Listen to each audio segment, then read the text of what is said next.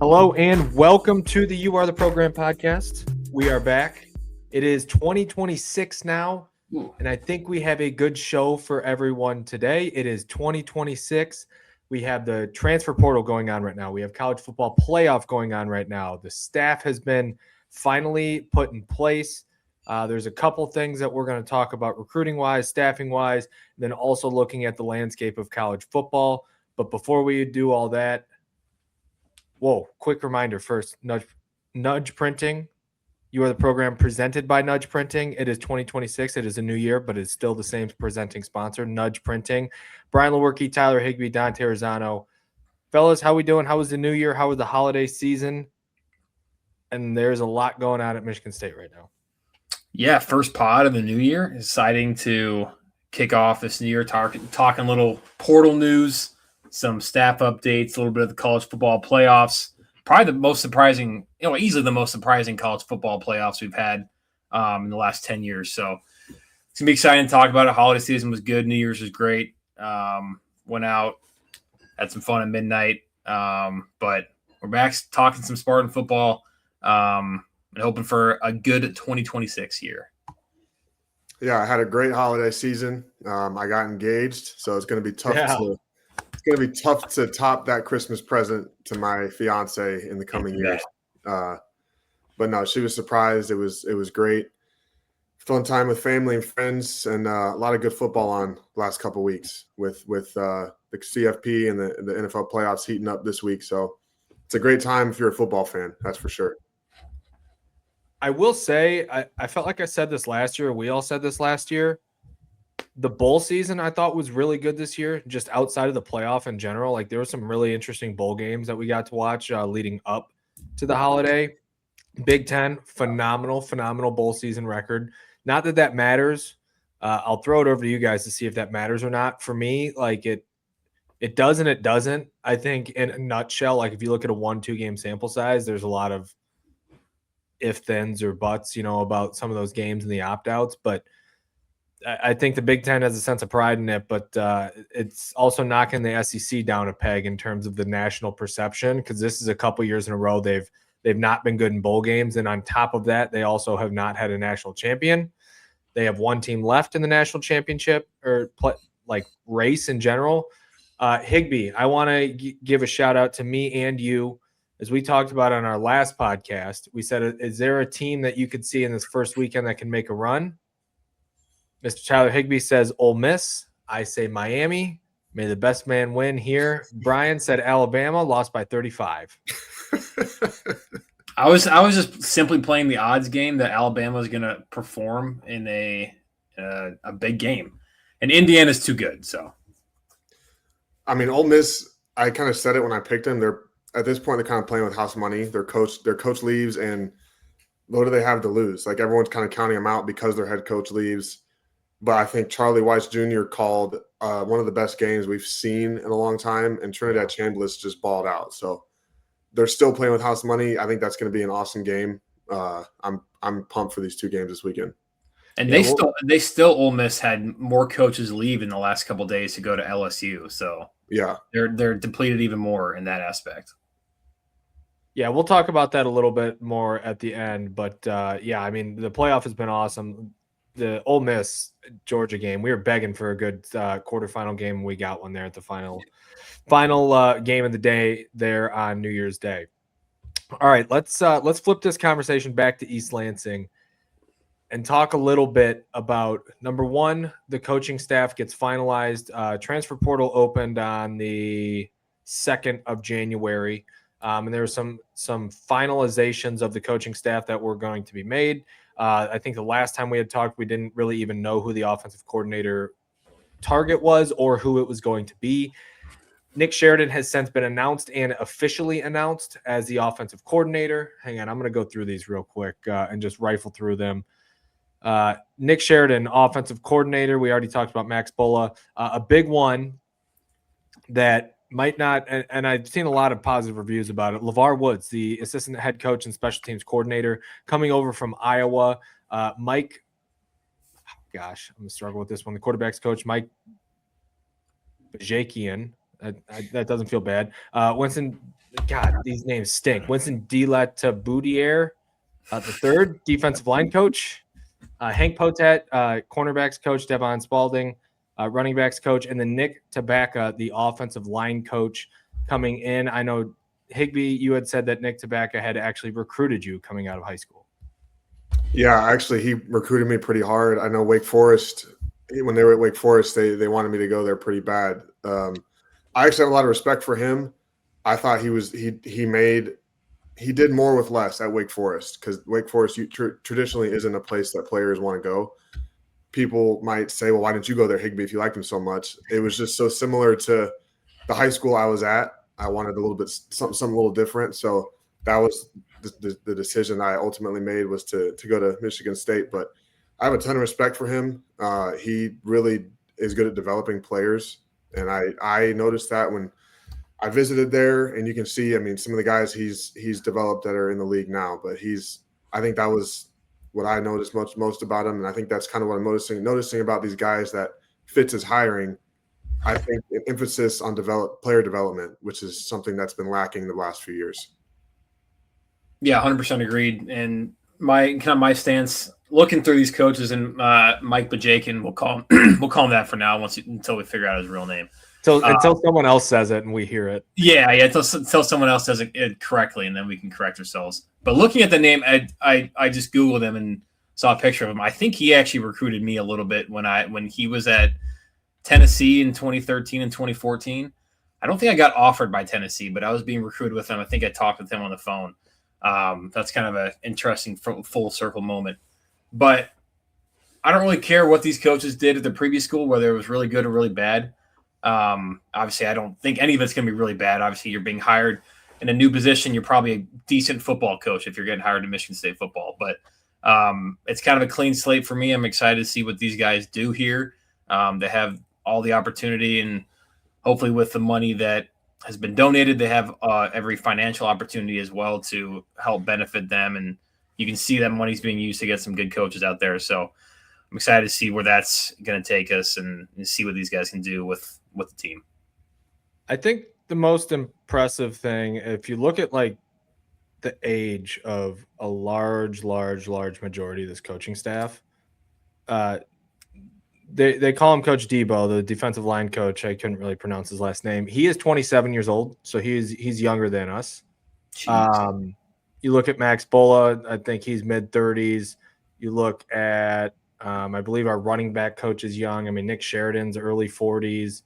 I mean, you're just talking about like young, energetic coaches that it's, again, we've talked about like the sideline and the vibe that's going to be around the program that's going to feel different. And it's you look up and down the coaching staff roster, it is just going to be a totally different vibe. And it's going to be interesting to see kind of how they navigate, where they're at, younger, more energetic. You got Pat Fitzgerald in his 50s, but he's also an energetic guy. Like, they're going to be able to recruit well. And I know the financial aspect of it is obviously a huge part now. I mean, we're seeing it. We're about to talk about it, the transfer portal. I mean, one of the things, we're 21 commits in less than like 6 days. That's identifying and going and getting. Now, being successful, developing talent, doing all the right things. We'll see if they are the right coaches. But in terms of the vibe of Pat Fitzgerald and what his staff has, or what his assembled staff has done and just established themselves in a very short amount of time, I think that's the most promising thing. And one note about the coaching staff, LeVar Woods, I called him out kind of there. I think it's been a hire that's been very, very well perceived, but even internally, like, I think you guys have also heard from some people that we've used to play with or know of people that we used to play with or you have played with separately that talk glowingly about the guy. I mean, you go get the special teams coordinator from Iowa, and the special teams have been a disaster for us for the last 4 to 5 years, it feels like. And you go get probably the best one in the country. That guy's going to be a head coach one day, and to be able to poach him is nothing short of a really, really good sign to come from Michigan State. Yeah, it's impressive. I honestly think, I mean, to me, that's probably the hire I'm most excited about, just given where Michigan State special teams has been and some of the blunders and some of the games that have been lost because of special teams. And also considering what Iowa's special teams are and were. And that's the guy you're getting, the guy that leads that. And everything he knows is going into Michigan State football now. So I couldn't be more excited about that hire. Yeah. Well, I mean, I think I'm going to try and do some stuff about Joe Rossi, do some film, just a couple clips that we'll put up on YouTube probably at some point. Brian, I'd like you or Tyler to try and take a crack at just putting some stuff up of Nick Sheridan's offense, or at least we'll talk about it at some point in the off season. I think if you watch Alabama, obviously last year with Ryan Grubb being the main play caller, and it's really Kalen DeBoer's offense. It's how much of that shines through Nick Sheridan and how much of that is actually his offense versus DeBoer's. But I would assume if you see the Alabama offense, it's going to look kind of similar, get guys in space, and put an emphasis on running the ball, even though they couldn't do that at all the last month of the season. So enough said about the coaching staff. We just talked about the some of the commits, and there's 21, and I need to check my phone to see if there's been another Pat Fitzgerald emoji, GIF, whatever that floating thing is. Ominous Spartan head. Yeah, the all hail the floating Spartan head. Buying straight into the floating Spartan head. Now it needs to come to fruition. 21 commits. I don't want to go through each and every one of them, and I don't even want to start this conversation by talking about one of them. I want to start this conversation about what we were just wrapped up talking about, which is this coaching staff.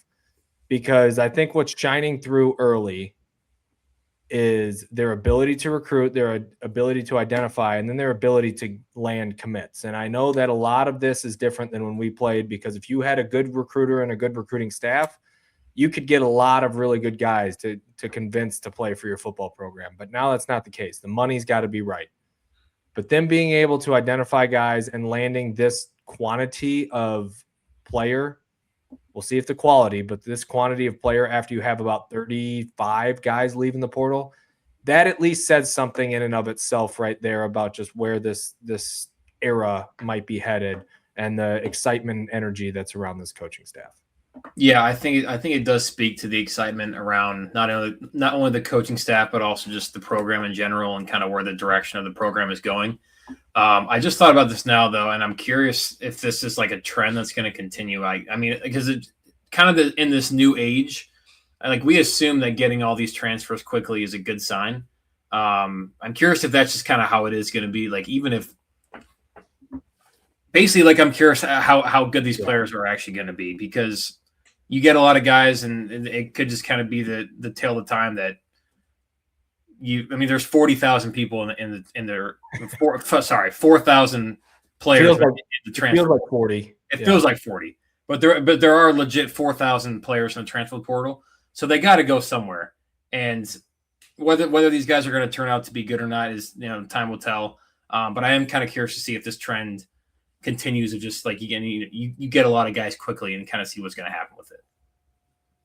It's interesting. We're kind of in an age now where we're not old. I mean, all things considered, especially from when we played, we're 6 years removed from playing. But a lot of these guys on the team now probably don't remember when Northwestern was actually good. And it was kind of when we were in college, because the last few years when Fitz was there, they weren't great. And he's been a couple of years out of coaching. But what he did at Northwestern, what he was able to do, like I said, with Coach Tabaka, he was able to do more with less at Wake Forest in the offensive line. That's what Fitz has been able to do. That's what he was able to do at Northwestern. And you're getting a lot of guys, and maybe it's their second chance, guys that haven't played as much as they want to play at their first stop. So you're going to be able to hopefully do more with less. And a lot of these guys coming in have something to prove. At least that's the idea. You're going to get guys like Max Bulla in there that when he was at Michigan State played with a chip on his shoulder. And hopefully you're getting a lot of guys like that kind of rebuilding what Spartan football is all about. And I think that's also goes to the point about this young coaching staff gonna shoot some life into this team and some excitement on the sidelines. I mean, it's like you've talked about. Everything's great on paper, but I'm almost to the point now where, it's great on paper, but I want to see it. And we've done enough talking about it. But all things considered, I love what this staff's doing. The guys they've targeted, like you said, they've identified positions of need, and they're kind of going at it. Yeah, I had two different points on what we were just talking about. One, I'll I might have forgotten one, but one I'll hit on right now while it's fresh in my mind is, we talk about the transfer portal. I'd really love to. This is something that we've wanted to work on already. Is bring in a current player and try and reach out and have someone and have a conversation with someone on the current team, just to kind of understand the environment for all those reasons. But I'd really like to ask them about the transfer portal and what it's actually like being in the locker room now. Like we've talked about this, and the transfer portal has been a thing for, I think, pretty much every year since we've been gone, since 20 really. And so it feels a lot different. And, we talk about, well, eventually it's going to change. I don't know that it is. Like, I don't know that it's actually going to change because every year it just keeps increasing. Unless they fix the academic calendar, I think guys go in just to test their market value, even if they don't know they can come back or find a new home. I mean, Brian, you talked about they have to play football somewhere. I mean, not really. I mean, you saw like Cade McNamara leave Iowa and go to East Tennessee State or something. I know he wasn't a great player, but he just wanted to play football, and he took a huge, massive step down to do so. And so I think it's a really interesting, vision or a really interesting perspective. And I would love to hear kind of what it's like now for someone that either did or didn't go in the portal, whatever it might be. What is it like in the offseason? Like, what is it like when you go in and do your end of the season meetings, or when you're thinking about the end of the season? Like, how much different is it really than when we played? Because it's kind of unrecognizable. The second thing that I was going to talk about is, you think about all of the guys that enter the portal, and there's big names that go in. You think about the Sam Levitts, you think about DJ Lagway, which has that guy committed anywhere yet? I don't think so, no. I don't think so. Okay. You think about these big names, and then another thing that I think about is Indiana and what they've done in the last 2 years. I think everyone's aligned now at this point that Indiana and Kirk Cignetti are kind of like a one of one. It doesn't happen that place like very often, but they brought a lot of guys from JMU, a lot of guys from lower division schools. And there are a lot of pros, NFL guys that are from lower division schools. And the biggest thing, I warn Michigan State fans about right now, as we have 20 or so commits, is yes, it's exciting right now to have a staff that can sell the program and land it. But at the same time, Kirk Cignetti in Indiana is absolute living proof of this. They're not just good at like gaining talent. They're good at identifying talent and developing that talent, because whether or not, like, I love and hate seeing the talent composites. I'm sure you guys have seen some of those where everyone's talking about, well, Indiana's talent composite is this, right? With their star rankings, and this is their roster versus everyone else playing. Their guys don't play like 3 and 4 stars now. Like, they've developed to a point where the stars literally don't matter anymore. That's where Michigan State was, in 15 when you guys were there, and even a little bit before then. I mean, it's just the development still matters. And I think that's important to note as we don't land $5 million quarterbacks from Cincinnati.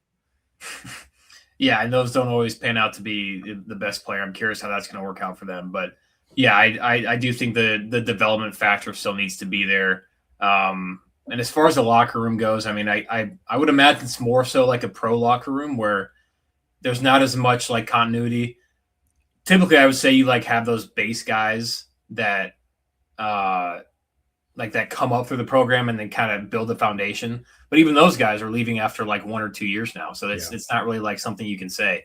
So it is tough to kind of pick that apart. But developing guys, I think, is going to be huge, and what this coaching staff is going to need to do. So I forgot what I was going to say too. So go ahead, Dante. All right, if you forgot, let's just talk about Sorsby for a second, because it's rumored that guy's going for $5 million. I do not see a $5 million quarterback in there. In anyone. I mean, we've seen how it works with Bryce Underwood with 10. Yes, I'd see a $5 million quarterback if it's, let's say, like Indiana gave Mendoza $5 million or $10 million to say, hey, you want? Is there a $5 million quarterback in the portal right now that you'd want? No. Even if they're already committed, but is there a $5 million quarterback this year that you'd pay? No. But you get overpays like that when you try and buy a team that's your home. Oh, that's what I was gonna say. It's it comes down to paying the right guys. Like, yeah, you can pay X amount of dollars, but ask Florida State how that went. Like they did what they did. It comes down to paying the right guys and being able to develop talent, and that's what Signetti and IU have done so well the last 2 years. The really impressive thing too is we're talking about quarterbacks, and you're talking about the quarterbacks on the market. You know, Indiana is going to be in their third year with a new starting quarterback when Signetti's there, going from Rorick to Mendoza to now Josh Hoover. That guy was, if you would have told me who would have been like the picture perfect quarterback to go to Indiana and play in that system, it's him. That guy can sling it. Higbee, you know. He's going to be really good there. And then getting Nick Marsh as well. Like, Indiana is at this point, we'll see if they win the national title or not. We'll talk about that in a second here. But they're at this point where, like, they've proven proof of concept. Like, I'm really curious to see how the next 5 years play out for them, because it's clear that Signetti and his staff are a very, very good staff. They're a very good coach. You talk about that talent composite, that's going to start changing. They're going to get a lot of recruits. They already get great transfers. So their next 5 years is going to be interesting. Like, if someone can master the portal era and keep it rolling, I think it might be that guy. But I mean, we're still only 2 years into his tenure, and they're dominant right now. So it's crazy to see. But yeah, Nick Marsh going to Indiana. Old Brass Spittoon. Not playing next year, though. We are not playing the Old Brass Spittoon game next year. Interesting. Best trophy in football. I do want to point out a couple like big MSU names that transferred to other places. For people that haven't heard, Michael Masunis went to Texas. Big move for him. I'm proud of him. That's. I actually think he's going to flourish there. I agree. That's a good landing spot. He's really good. Alex Van Sumeren went to USC. Nick Marsh, obviously Indiana. Aiden Childs commits to Northwestern. Also really like that. Like Chip Kelly as offensive coordinator. Sorry, Chip Kelly, I'm going to be really interested what he does, but at least from a scheme and what he's going to ask him to do and like utilize his legs a little bit more, I think it's a really good fit. Yeah, I agree. And they're going to be in that new stadium. It's going to be pretty sick to see. It's probably going to be great for Aiden to be able to play there. They're in there this year? Supposedly, yeah. I think that's what it says. That they're going to be playing there fall 2026. So, and then Krishan McCray took his name out of the portal and returned to Michigan State. So, it's good news. That's really good news. I think he's a good receiver. Yeah, we talked about our receiver talent. Do we want to call out any of the guys that we had gotten? I don't really know. I mean, we can't really speak on these guys. Any like general themes, I would say, that we've seen. Well, I think it's positions of need, but you could also make the argument there was a lot of positions of need. So really, any guys that you were able to snag, like it's going to be helpful. And that's, I mean, it is what it is. I'm calling a spade here. Like it's not anything. It's not a secret to anybody. I think the funniest portal addition is quarterback Cam Fincher from by way of UCF and Florida Atlantic, because he was like the biggest, like probably like the most popular name out of like small school quarterbacks that we played in like the last 4 years, just because the fact that his helmet would pop off every play and get 15 yards, and then he'd get a free 15 yards, and just the fact that now he's on our team is just kind of hilarious. I don't really think he has a chance of starting, but it's good depth and just kind of a funny story. Yeah, I saw a couple people freaking out about it, and he might not even be the backup quarterback. Like he's an experienced guy in the room, and that's about it. Like, I mean, maybe he's your backup. That's the conversation. I think that's what he's battling for. And then the other thing is maybe you can use him in some like packages because he's more of a running quarterback. But I mean, besides that, I think he's just a veteran guy in the room. I mean, yeah, his helmet popped off. What was it? I mean, it had to have been 6 times that game. Yeah, maybe more. At least. The one theme that I was going to say coming out of this is the offensive line and the type of guy that they brought in. Trent Fraley, son of Lions offensive line coach Hank Fraley, won the Remington and FCS. So a pretty accomplished guy at the lower level. They brought in also a tackle who might play guard for us. He's 6'7", 330. And then Nick Sharp from South Carolina, also a big guy, over 320. So kind of what they're looking for in the offensive line. I mean, we lost a decent amount of offensive linemen, so I would expect them to add even more there. But bigger in the trenches is a good thing, and hopefully maybe we'll be able to run the ball consistently this year. We also got a running back out of UConn, Cam Edwards, who went over 1,000 yards last year. Last portal note, we did, with the addition of LeVar Woods, we got an Iowa punter. Very big news there. Iowa punter. That's going to be another weapon for us. The punter train keeps rolling on for us because it feels like for the last 10 years we've had unbelievable punters. We have. It's kind of a hilarious story. The last hilarious thing, Tyler, do you have anything on any other portal additions? No, go ahead. Let Higbee spill this one here. Or yeah, go ahead. Spill what? No, go ahead. You know where he's going. I want to hear this. I want to hear you say it. Okay. So with the addition, or with Aiden Childs going to Northwestern and Caden Hauser at Illinois, Noah Kim at Eastern Michigan, 25% of the games that Michigan State will play this year will be against former quarterbacks that have taken real-life game snaps in a Michigan State uniform. And all those games will be played at Spartan Stadium. I feel like that's got to be like some sort of college record.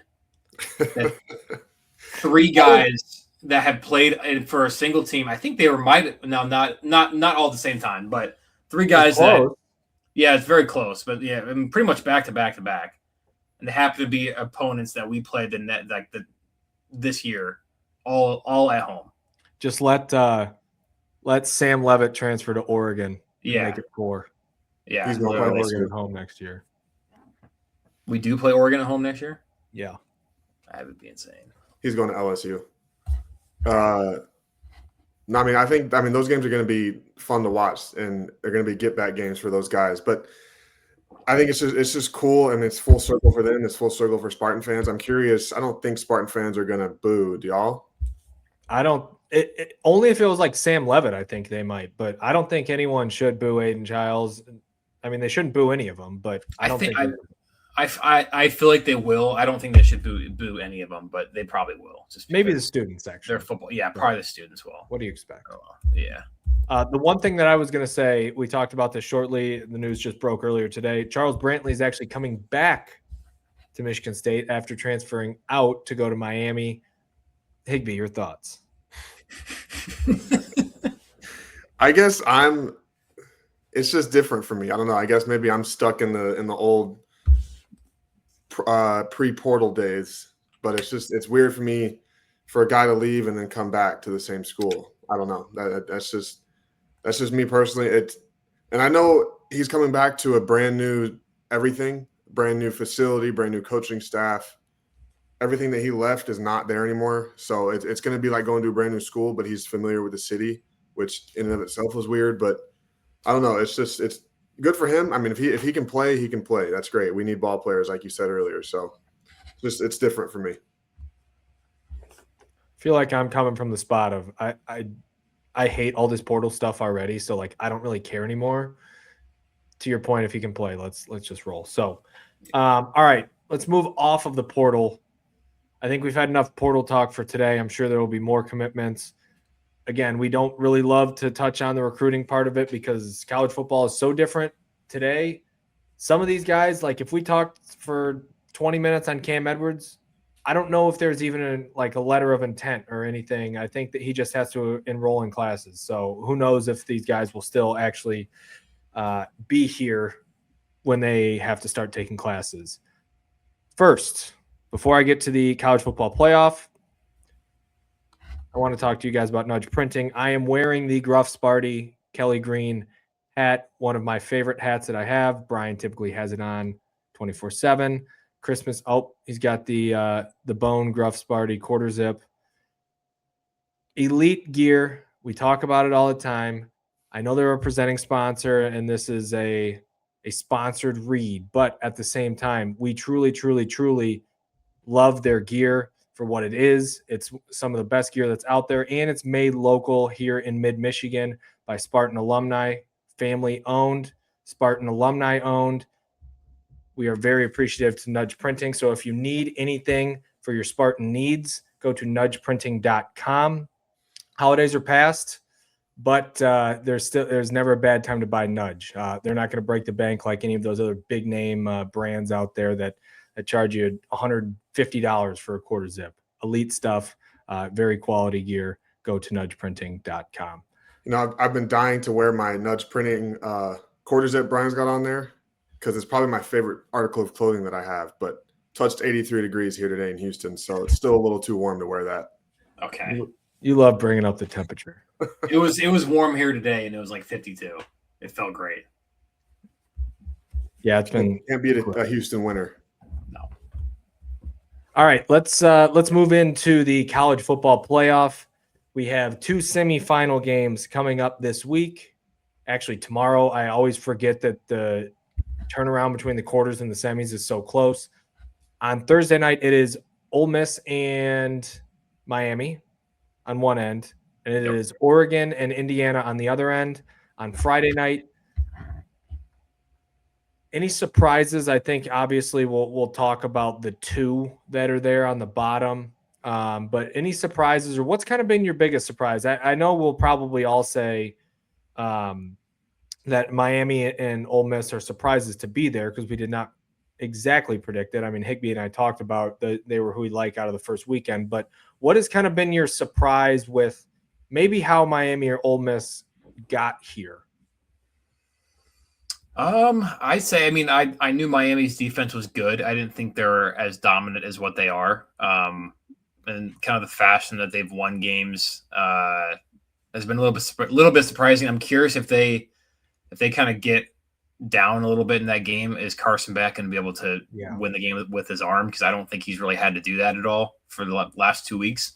And Ole Miss's offense, I think just Trinidad Chambliss is a very underrated player, at least has been. He's now kind of getting a lot more attention, but his ability to make plays has been impressive. And the fact that their offense is still able to kind of gel and I know a head coach is kind of the heartbeat of a team, and he's not really calling plays, but now they're actually having like position coaches leave.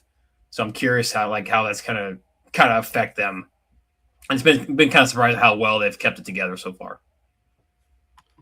Yeah, there's a few things, in my opinion, I think you could say. I think Miami's path is arguably the toughest, and the way that they've looked in these first 2 games is probably the most impressive out of any team so far in the playoff. You could argue Indiana's win against Bama was the most impressive win, but I'm a little surprised by Oregon. I don't know.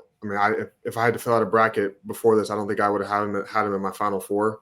Probably would have had Tech in there, or I probably would have had, I don't know, maybe Indiana, but I probably would have had Tech beating them. So I think Oregon kind of flew under the radar the second half of the season. I don't know how many people really thought they were this legit, but how much of a chance are you guys giving them this weekend? A good one. A decent one. I think they have a lot of injuries, but especially this week after the game, but they have a chance. My biggest surprise to what Brian just talked about with Miami and kind of how good they've been. When we talked about who wouldn't you be surprised if they made a deep run, I had said Miami, and I kind of talked about their defensive front. And I really do think matchup-wise, it's been a very favorable thing for them to be able to play. Look, we know Ohio State was really good, but I think you saw some of their weakness in that Indiana game and having to play when Julian Sayans not just clean all day and can, pat the ball 10 times and chuck it downfield to Jeremiah Smith. And, he had a little bit of pressure in his face, and that pick 6 that he threw, that's not necessarily his fault. That defender is an unbelievable play to undercut the block, which you're never taught to do, because if he doesn't pick that ball off, he's probably gone. But they've just been really impressive. You got Mario Cristobal, who seems to never win big games, all of a sudden wins at Texas A&M in a playoff game and beats Ohio State. All of a sudden, he's 1 game away from a national championship. And with that defensive line and the way that their defense plays, they have a shot literally against anybody. And even if it's Indiana, I'd be really curious to see how Indiana and their offensive line and their rushing attack is able to handle Miami. But so that's been going to be my biggest kind of surprise, just how good they have been. The one thing that I do want to talk about real quick, we've talked about the calendar of how all of these things happen, right? With transfer portal, getting commitments going on right now. coaches accepting jobs, leaving. Really interesting to look at in these next 2 days. Oregon, both offensive and defensive coordinators were hired externally to be head coaches. Their defensive coordinator at Cal, and then their offensive coordinator, Will Stein, going to Kentucky. And then also Ole Miss that you guys have talked about. Obviously, Lane Kiffin's gone. You have an interim head coach. Position coaches are starting to leave. How does that affect those two teams coming up on Thursday and Friday when you have an Indiana that hasn't lost, I don't think, a single member of their staff? And then I think same with Miami. Both of their coordinators are for sure in place along with their head coach. So really interested to see what kind of happens on those two games with that specific storyline. Yeah, I agree. All Predictions? Right, who do you think? I think I think Indiana and Miami win, but I think both Ole Miss and Oregon maybe not cover, but they're going to keep it a one-score game. I think both games are going to be very close, and it's kind of going to come down to the end. But I think Indiana and Miami, and then Indiana wins it all. Yeah, of the four left, there's not a team this year that I'm like anti. I actually think there's all four teams you can make a case that it's a good story and all that kind of stuff. What I think is going to happen, what I want to happen, I think are two different things. I think Indiana and Miami are going to play in the national championship, and I think Indiana wins. I kind of want Ole Miss, obviously for personal reasons, but I just think them making it to the national championship and possibly winning it, and Lane Kiffin leaving, it's like storybook. They're going to do an E60 on that at some point. So I think that would be incredible, but I think Indiana ultimately wins. I got Indiana and I got Miami as well. So that means one of those two teams will not be in the national championship, if not both. Yeah, because all three of us agree here. Oregon, Ole Miss, got it. Yeah. I think if you look at Indiana, and I think they're still plus money on books to win the national championship. They're the favorite, but I think if you switch that name on the jersey out, or their jerseys out with Ohio State or Alabama or Georgia, they'd be minus 250 right now to win the national championship. Maybe not minus 250, but I think they'd be higher odds or lower odds than what they are. They're just like so impressive. I don't think there's been a single game well, I guess Penn State and Iowa this year where they've shown some weakness and had to show some resolve, but they're just always on top of it. They're always prepared for games. They get downhill. They seem to be able to run on anybody. So that's where I'm going. The revenge factor of Oregon seems to be weighing in my mind right now too, but I do think they're the best team in the country. Now that we've publicly said that, Oregon, congratulations. You are going to Natty.